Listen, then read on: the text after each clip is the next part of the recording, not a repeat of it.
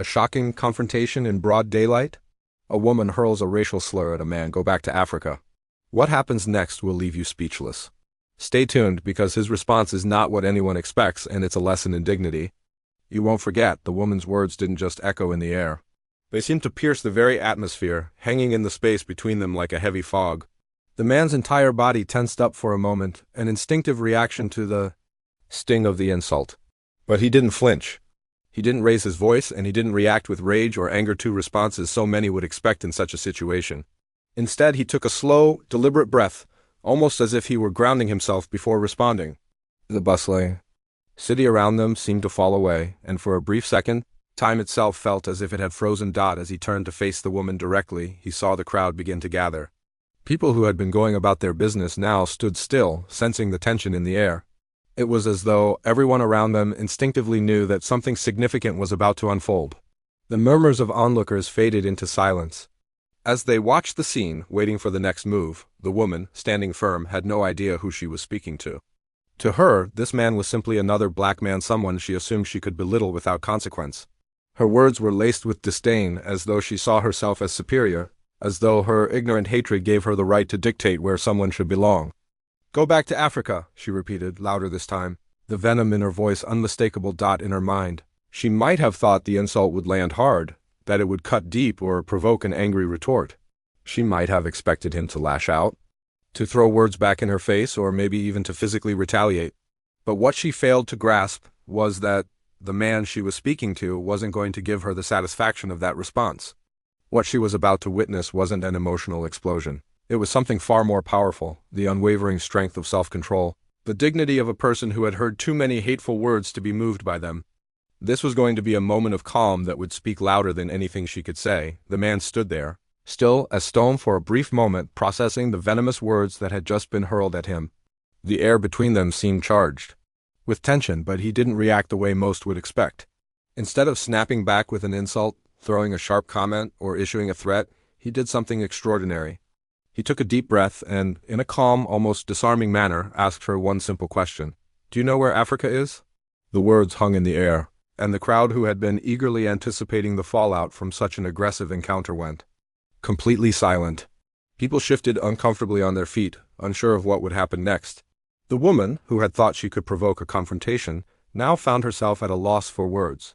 She had expected a fiery outburst, an emotional reaction that could justify her cruel words. Instead, she was confronted with an unexpected response: calmness, composure, and a challenge to her ignorance. Her face contorted with confusion, and she snapped back, her voice laced with frustration. What's that supposed to mean? Her eyes darted around, seeking support from the crowd, but no one gave her the satisfaction. The man's calm was unsettling. It was the exact opposite of the chaos she had hoped for. With a gentle smile, the man stepped closer to her, maintaining his steady composure. If you want me to go back to Africa, he said, his voice smooth and unshaken, you should at least know where Africa is. It's a big place, with over 50 countries. I'm not sure which one you think I should go back to, but maybe you could help me figure it out. His words weren't aggressive. There was no malice in his tone. Rather than escalating the situation, he invited her into a moment of reflection. He wasn't fighting back. He was asking her to confront the sheer ignorance of her own statement. The crowd, who had witnessed countless confrontations where anger was the fuel, now felt a palpable shift. This wasn't about a man fighting to defend his dignity. It was about exposing the thoughtlessness of a comment that had no place in a respectful society. His response wasn't a battle, it was a teachable moment. It was the power of restraint, where words could easily escalate into something destructive. He chose to dismantle the hatred with education and calm insight. The woman, now visibly unsettled, stood speechless. She had no comeback. She hadn't expected this kind of response. The power of the man's restraint, the way he chose not to match her aggression but instead challenge her ignorance, left her floundering. The crowd, now fully aware of what had just occurred, silently recognized the man's strength, his refusal to be baited, his ability to turn a moment of hate into one of self-reflection, and most importantly, his display of dignity in the face of racism. As the man's calm words settled in the air, the woman's face turned an angry shade of bright red. She had expected an outburst, perhaps even violence, but what she got instead was a thoughtful, measured response that caught her completely off guard. For the first time, she was faced with someone who wasn't reacting to her slurs with outrage or anger. The silence around her grew heavier as she tried to make sense of the situation. "What do you mean, where Africa is?" she stammered, clearly taken aback and now visibly flustered. She hadn't anticipated that her words would spark such a response. Her entire worldview, at least in this moment, had been shaken. The idea that the man wasn't just accepting her insult but actually questioning it made her feel exposed, like she was the one on trial. The man's voice remained calm, yet each word was sharp with purpose. "Do you think that all black people are from the same place? Do you think we all come from one country, one culture?" His tone was gentle, but his words were incisive. "Do you even know where Africa is on a map?" With each question, the woman's foundation crumbled a little more. She had thought of Africa as a singular entity, a vague, distant place, but now she was forced to reckon with the complexity of a whole continent. The woman had never been challenged to think about the vast diversity of Africa's many countries, cultures, and peoples. The man's questions weren't an accusation. They were an invitation to reflect on the ignorance that had led her to make such a sweeping, hurtful statement. By this point, the crowd's curiosity had shifted from passive observation to active engagement. People started to nod, some even exchanging glances of understanding. What they were witnessing wasn't just an exchange about race. It was an exposure of ignorance, of how often people make assumptions about others without knowing anything about their backgrounds. The more the man spoke, the clearer it became that the woman's insult wasn't rooted in any real knowledge. It was built on stereotypes, misconceptions, and lazy thinking that had never been challenged. The woman, now thoroughly flustered, began to mumble, "I didn't mean it like that." Her words came out in a rush, but they were empty. She wasn't just apologizing for the insult, she was trying to cover up her ignorance, but it was too late. The cracks in her argument were too obvious now, and the power dynamics had shifted. The crowd was no longer on her side. Her attempt to backtrack fell flat. The man's response had thrown her off balance, leaving her unable to justify or explain her words. The crowd, now fully engaged, saw through the superficial nature of her comments. They realized that this wasn't just an issue of racism, it was a reflection of the prejudices people often carry without ever being forced to confront them. The woman had expected to dominate the exchange with a simplistic insult, but instead, she found herself disarmed by a man who refused to play into the hostility. His response had shifted the narrative, making it clear that her ignorance was the real issue, and the crowd was beginning to see her for what she truly was, someone who had no understanding of what she was talking about, but who, for a moment, had the audacity to speak as though she knew everything. At that moment, the woman's growing realization became palpable. She was no longer confident in her position. Instead, she was floundering, trying to backtrack and save face, but the damage was done. The man had used his calm and intellect to turn the tables, and the crowd, which had once been uncertain, was now on his side. The woman's attack had been dismantled by the very thing she had hoped to provoke, a response grounded in understanding, patience, and self-respect. As the woman continued to stumble over her words, clearly struggling to backpedal from her initial ignorant remark, the man, in an unhurried yet deliberate manner, took a final step back and addressed the gathering crowd. His demeanor remained steady, unshaken by her attempts to deflect. As he realized that this moment was bigger than just the exchange between him and the woman, it was a moment for everyone to learn from.